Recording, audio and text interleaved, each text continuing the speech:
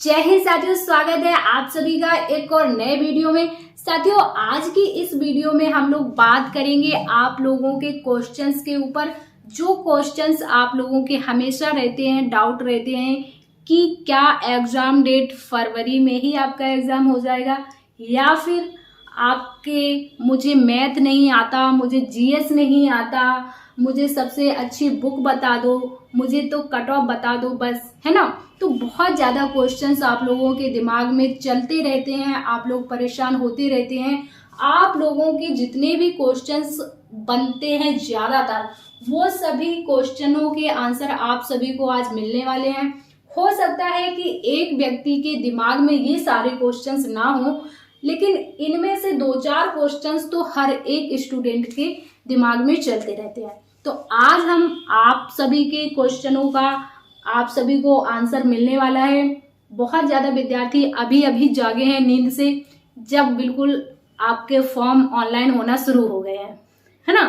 तो उन्हें भी अब ये लग रहा है, भाई अभी तक तो हम भर्ती का इंतजार कर रहे थे, हमने सोचा था कि जब विज्ञप्ति आ जाएगी तब हम देखेंगे, तब हम पढ़ाई कर लेंगे।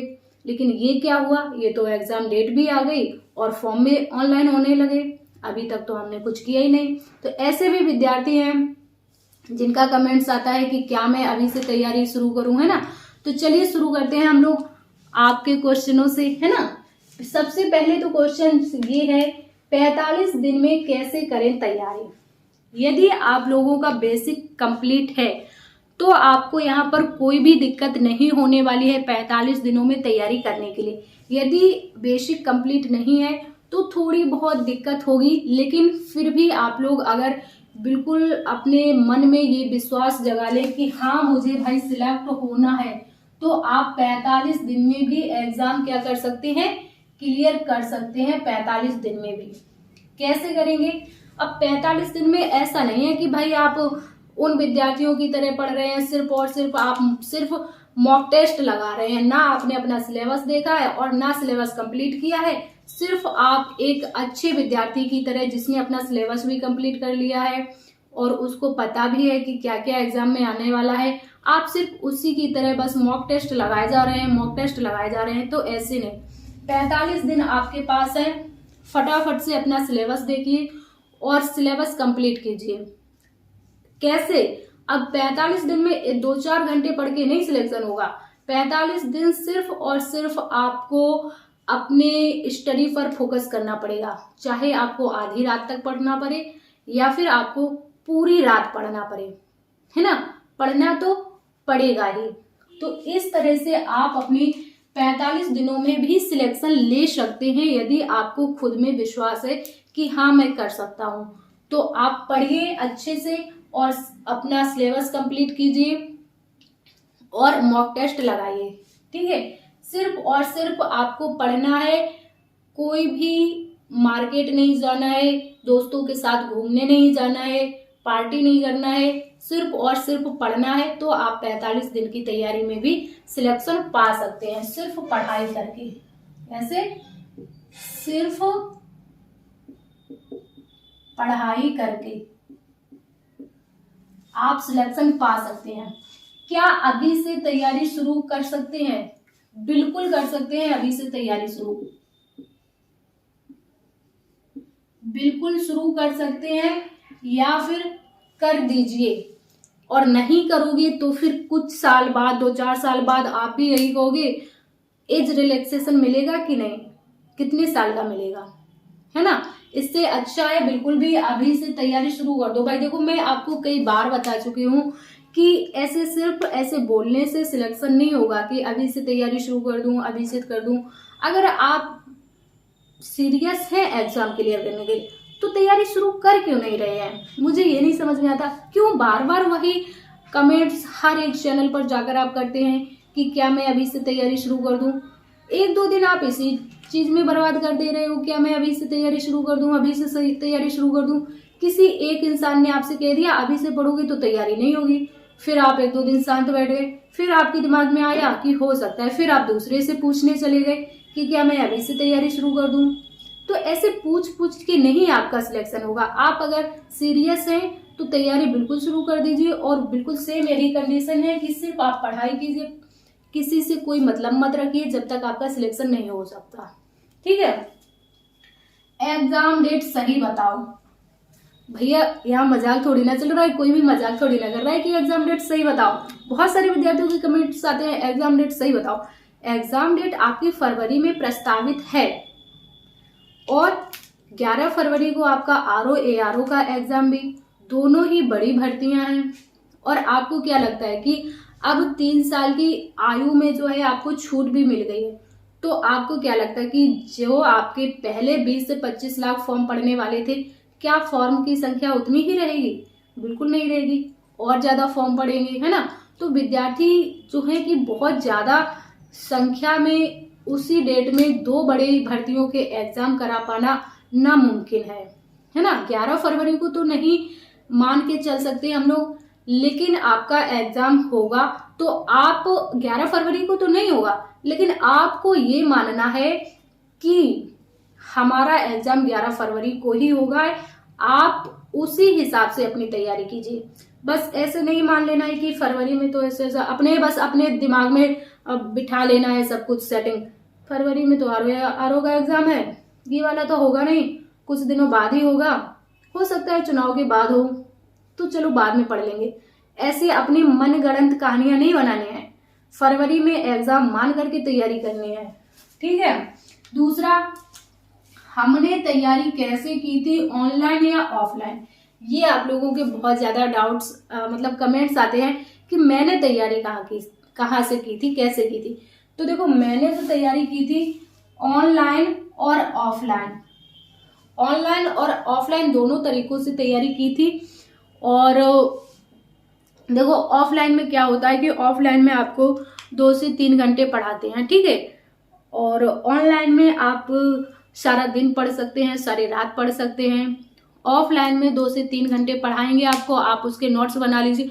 ऑफलाइन की तैयारी के लिए आपको ज्यादा टाइम होना चाहिए ना, क्योंकि भाई 6-7 महीने में तो आपका सिलेबस ही कंप्लीट होगा। हालांकि ऑनलाइन में भी सिलेबस कंप्लीट हो इतने दिनों में ही होता है, लेकिन ऑनलाइन में क्या है कि आप जैसे कोई एक चैप्टर है ना, तो उस एक चैप्टर को आप एक दिन में भी खत्म कर सकते हैं, क्योंकि वो जो वीडियोस पड़ी होती हैं यूट्यूब पर, तो आप चैनल के प्लेलिस्ट में जाएंगे तो जिस भी टीचर से आप मैथ का मान लीजिए आपने परसेंटेज पढ़ा है, ठीक है, तो परसेंटेज का पूरा चैप्टर आज ही खत्म कर दीजिए। ऑनलाइन में ये आराम रहता है कि एक चैप्टर आप एक दिन में खत्म कर सकते हैं, जबकि ऑफलाइन में आपको एक चैप्टर एक दिन में खत्म नहीं कराया जाता है। तो ऑनलाइन में इतना आराम रहता है। तो मैंने तैयारी ऑनलाइन और ऑफलाइन दोनों तरीकों से की थी। मैं 2 घंटे पढ़ के आती थी, फिर सारा जो है अपना उसका रिवीजन करने के बाद सारी वीडियोस देखती थी यूट्यूब पर, जो भी मुझे जरूरत की लगती थी। जहाँ जो टॉपिक मुझे नहीं समझ में आते थे मैं ऑफलाइन डिस्कस कर लेती थी। तो ऐसे करके मैंने दोनों को कंबाइंड करके ऑनलाइन और ऑफलाइन दोनों तरीकों से तैयारी की है। आप लोग भी कर सकते हैं, है ना। टाइम टेबल कैसे सेट करें, ये आप अपने हिसाब से सेट कीजिए, अपने हिसाब से सेट कीजिए। क्योंकि भाई किसी को सुबह में टाइम नहीं है तो किसी को शाम में टाइम नहीं है। वैसे तो मैं ये कहूंगी कि यदि आप प्राइवेट जॉब कर रहे हो अभी और उसके साथ साथ तैयारी कर रहे हो, अच्छी बात है, लेकिन एक अगर आपके पास 1-2 महीने का ऐसा बन जाता है सुविधा कि आप 1-2 महीने ये जॉब प्राइवेट जो जॉब कर रहे हो इसको छोड़कर सिर्फ और सिर्फ अपनी पढ़ाई पर ध्यान दे पाओ, अगर ऐसा सिस्टम बन सकता है तो आप ऐसा सिस्टम बना लीजिए। 1-2 महीने का गैप कर दीजिए और सिर्फ अपनी पढ़ाई पर ध्यान दीजिए, तो सिलेक्शन के जो चांस हैं बहुत ज्यादा बढ़ जाते हैं। यदि आपकी तैयारी कमजोर है तो, यदि आपको लगता है कि हाँ मेरा तो सब कुछ कंप्लीट है मैं निकाल लूंगा, तो आपको कोई दिक्कत नहीं है ना। तो टाइम टेबल जो है अपने हिसाब से सेट कर सकते हैं आप, जैसा आपके पास टाइम है, सुबह में टाइम है तो सुबह में, और शाम में टाइम है तो शाम में। लेकिन सुबह में जो आप जितना भी दिन में पढ़ते हो ना, जैसे आज आपने जितना भी पढ़ा उसका शाम को रिवीजन करके सोइए। और जब सुबह में आपको जरूर पढ़ना चाहिए, सुबह 4-5 बजे, जो आप सुबह में 4-5 बजे में पढ़ते हैं तो वो आपको बहुत अच्छे से याद होता है और समझ में भी आता है, ठीक है। तो टाइम टेबल आप अपने हिसाब से बना सकते हैं। इसके बाद किताब कौन सी पढ़ें, अब देखिए अगर आपने तैयारी करने के लिए सोचा है ना, और आपने तैयारी करने के लिए सोचा है तो आपके पास किताबें तो होंगी ही, बिल्कुल पक्का आप लोगों ने दो चार किताबें खरीद ली होंगी। तो अब आपको ऐसा नहीं करना है कि कोई बता रहा है कि ये वाली बुक ले लो और किसी दूसरे ने बता दिया ये वाली बुक ले लो, तो बस आप किताबें मंगाए जा रहे हैं, उनको पढ़ नहीं रहे हो। तो सिर्फ किताबें खरीदने से या किताबें मंगाने से सिलेक्शन नहीं होता है, उन किताबों को पढ़ना पड़ता है और एक किताब को 4 से 5 बार पढ़िएगा, ताकि जो भी उस किताब में दिया हुआ है सारा सब कुछ आपके माइंड में सेट हो जाए। एक किताब को एक बार पढ़ने से सारी चीजें समझ में नहीं आती हैं। आप एक किताब को पहले तो ऐसे ही पढ़ डालिए पूरी, फिर आप उसमें जो इम्पोर्टेंट पॉइंट होते हैं उनको हाईलाइट कर लें। दूसरी बार पढ़ेंगे समझ में आएगा, तीसरी बार पढ़ेंगे और ज्यादा अच्छे से क्लियर होगा। तो जो आपके पास किताब है ना, जो किताब जो भी आपके पास है, देखिए सारी जो किताबें होती हैं सभी, अगर आप कोई सी भी बुक लेंगे तो सभी बुक में एक ही बात लिखी होगी कि आगरा जो है ताजमहल जो है आगरा में है। किसी बुक में ताजमहल आगरा से उठकर दिल्ली नहीं चला जाएगा। तो सारी बुकें अच्छी होती हैं, बस उनको पढ़ने की जरूरत होती है। ठीक है, जो आपके पास बुक है आप वही बुक से पढ़ सकते हैं। मॉक टेस्ट कब लगाएं? जब आपका सिलेबस कंप्लीट हो जाए। सिलेबस पूरा हो जाए, समझ रहे हो? जब आपका सिलेबस कंप्लीट हो जाए या फिर आपका सिलेबस 70-80% हो जाए, 60-70% तो कम से कम हो जाना चाहिए, उसके बाद ही आपको मॉक टेस्ट लगाना है। ऐसा नहीं है कि आपका सिलेबस कंप्लीट नहीं हुआ है और आप बैठ गए हैं मॉक टेस्ट लगाने, तो क्या होगा कि आपका जो मन है ना बहुत ज्यादा डर जाएगा, आप विचलित हो जाएंगे। क्यों? जब आपका सिलेबस कंप्लीट है नहीं, तो मॉक टेस्ट में आपके अच्छे नंबर आना बहुत ज्यादा मतलब ऐसा समझो नामुमकिन है ना। जब आपका सिलेबस कंप्लीट होगा तभी तो आप मॉक टेस्ट में नंबर ला पाएंगे। तो पहले अपने सिलेबस को कंप्लीट करो, फिर उसके बाद मॉक टेस्ट शुरू कर दो लगाना। और जब आप मॉक टेस्ट लगाएंगे, जिस चैप्टर से आपसे क्वेश्चंस गलत होगा उस चैप्टर को आप अच्छे से रिवाइज करेंगे अगले मॉक टेस्ट लगाने से पहले। ठीक है, तो आप मॉक टेस्ट जब लगाइए जब आपका सिलेबस कंप्लीट हो जाए। इसके बाद मुझे तो बस कट ऑफ बता दो, क्या करोगे कट ऑफ जानकर? मैं आपसे कह दूं कि 50 नंबर में आपका सिलेक्शन हो जाएगा, तो आप क्या करोगे? यदि मैं आपसे कह दूं कि भाई आपको कट ऑफ जो है 260 के लगभग जाएगी, 310 कट ऑफ जाएगी, तो क्या आप इतना पढ़ोगे कि 310 प्लस नंबर आपके आए? नहीं ना। फिर तो आप सोचोगे कि ये तो बेकार है, ये तो कुछ बता ही नहीं रहे, 310 इतनी थोड़ी ना जाएगी कट ऑफ। कट ऑफ के चक्कर में मत पढ़ो, अच्छे से अपनी जो तैयारी है, जो आपकी तैयारी है कम से कम कितनी 110 प्लस क्वेश्चंस की कर लो, 110 प्लस क्वेश्चंस की तैयारी कर लो। और ये आप अच्छे से कर सकते हो। हिंदी और रीजनिंग में आप अच्छा स्कोर बना सकते हो। रीजनिंग में आपके 55-56 क्वेश्चंस आते हैं, 45 से 50 जो अच्छा विद्यार्थी होगा 50 क्वेश्चंस आराम से कर लेगा रीजनिंग में। हिंदी में 37 में से 35, 30 और 35 के बीच में आप अच्छे से स्कोर कर सकते हो। तो 50-30 कितना हो गया आपका 80-85 क्वेश्चंस तो आप सिर्फ और सिर्फ रीजनिंग और हिंदी से ही ला सकते हो, यदि आप अच्छे से तैयारी कर रहे हो तो। 110 प्लस क्वेश्चंस करना कोई बड़ी बात नहीं है, बस तैयारी करो अच्छे से। सिलेक्शन आपका 100 नंबर पे 100 क्वेश्चंस पे भी हो जाएगा, 95 क्वेश्चंस पे भी हो जाएगा, लेकिन आपको टारगेट बना के चलना है 110 प्लस क्वेश्चन सही करने का। कट ऑफ के पीछे मत पड़ो, कट ऑफ आपकी एग्जाम का लेवल देखने के बाद ही डिसाइड होगी। तो आप लोग अभी तैयारी करके चलो 110 प्लस नंबर क्वेश्चन सॉल्व करने की। ठीक है, बिना मैथ के सिलेक्शन हो सकता है क्या? हाँ, अब तुम जो है मैथ्स भी ना पढ़ो और जीएस भी ना पढ़ो। जीएस हमारे दिमाग में नहीं चढ़ता और मैथ जो है हमको आता नहीं, तो क्या पढ़ोगे? तो क्या पढ़ोगे बताओ? बिना मैथ्स के सिलेक्शन हो सकता है क्या? ऐसा नहीं है कि अभी आप कहो कि मैथ्स के बिना सिलेक्शन हो जाए, फिर आपको जीएस के बिना सिलेक्शन हो जाए, फिर आप थोड़ी देर में कहो रीजनिंग के बिना, फिर कैसे संभव है ना? तो ऐसी बात नहीं है कि आपको मैथ्स के बिना सिलेक्शन हो सकता है, हो भी सकता है, नहीं भी हो सकता है। आपको मैथ नहीं आता है तो आप, मैथ क्यों नहीं आता है? आप झूठ बोलते हो कि आपको मैथ्स नहीं आता। अभी अगर आप मार्केट जाओगे ना और आप 50 रुपए का सामान लोगे, दुकान वाले को आप 100 रुपए दोगे, अगर वो आपको 40 रुपए वापस करेगा तो आप तुरंत कह दोगे नहीं भाई 40 क्यों वापस कर रहे हो, मेरे तो 50 बचे ना। तो यही तो मैथ है। मैथ कोई वो थोड़ी ना है कि आपने मैथ को कभी देखा नहीं है, पता नहीं कैसा होगा देखने में। यही मैथ है, बस जोड़ना, घटाना, गुणा करना, भाग करना, यही तो मैथ है। जरूरत है मैथ को अच्छे से समझने की। आप अगर मैथ पढ़ते हैं, एक टीचर से पढ़ते हैं, ठीक है, तो उस टीचर से आप जो भी आप देख रहे हो, पहले उनकी क्लास को देखो, 2-4 क्वेश्चंस देखो।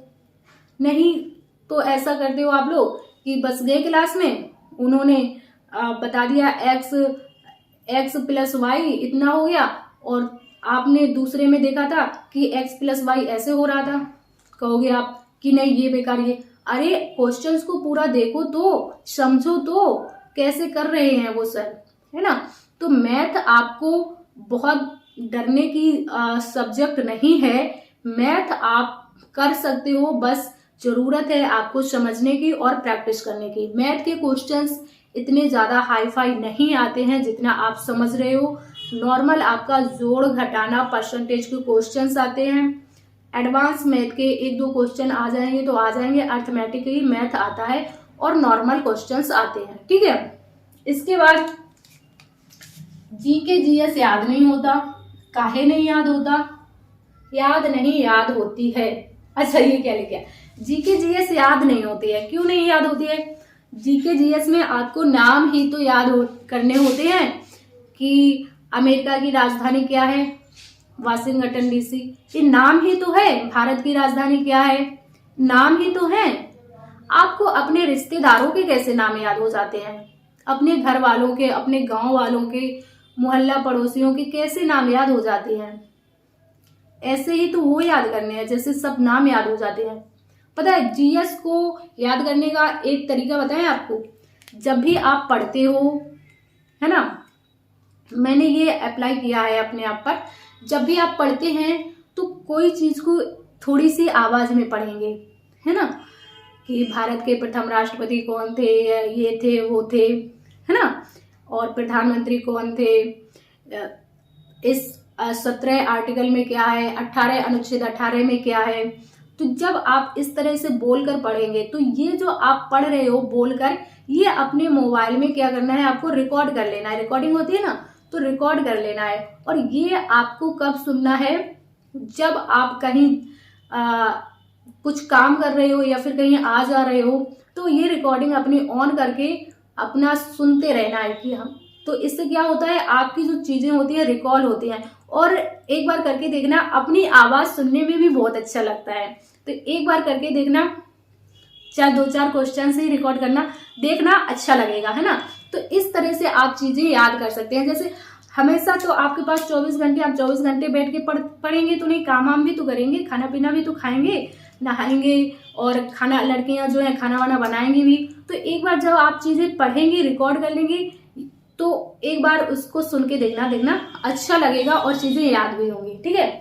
इसके बाद है आपका क्वेश्चन, हम आपकी क्या सहायता कर सकते हैं। हम आपकी क्या सहायता कर सकते हैं? हम आपकी हर तरह से सहायता कर सकते हैं। फिलहाल तो बस आप अपने एग्जाम पर फोकस कीजिए, और एग्जाम के लिए आपका जो रिवीजन होता है बहुत ज्यादा इंपॉर्टेंट होता है, जिसके लिए डेली शाम को 9 बजे आपकी लक्ष्यवर्धी चैनल पर जो है रिवीजन की क्लास चलती है, जिसमें आपकी हिंदी, जीके जीएस का जो है पूरा स्टैटिक, करंट सबका रिवीजन होता है। जितना भी आपने इधर उधर से पढ़ा है उस क्लास में आइए और अपने आप को जांचिए कि हाँ हमें कितनी चीजें आ रही हैं। आगे आपके पास कोई भी डाउट्स होता है तो व्हाट्सएप और टेलीग्राम का लिंक आपको डिस्क्रिप्शन में मिल जाएगा, आप वहां से ऐड हो सकते हैं। आपको मेडिकल से संबंधित, रनिंग से संबंधित, डॉक्यूमेंट से संबंधित या पर्सनल लाइफ से संबंधित कोई भी आपका क्वेश्चंस है तो आप पूछ सकते हैं। हम आपकी हर संभव सहायता करने का प्रयास करेंगे।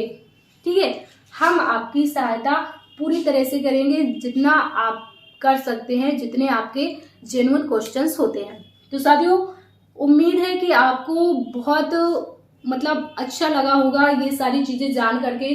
जो भी आपके डाउट्स थे, जो भी आपके क्वेश्चंस थे, आपको थोड़ा अच्छा फील हुआ होगा कि हाँ, लग रहा होगा कि हाँ हम सिलेक्शन पा सकते हैं। तो यदि आपको जानकारी पसंद आई हो तो क्लास को ज़्यादा से ज़्यादा लाइक और शेयर कीजिएगा। चैनल पर नए हैं तो सब्सक्राइब कर लीजिए। हम मिलेंगे आपसे नेक्स्ट सेशन में। जब तक के लिए जय हिंद साथियों।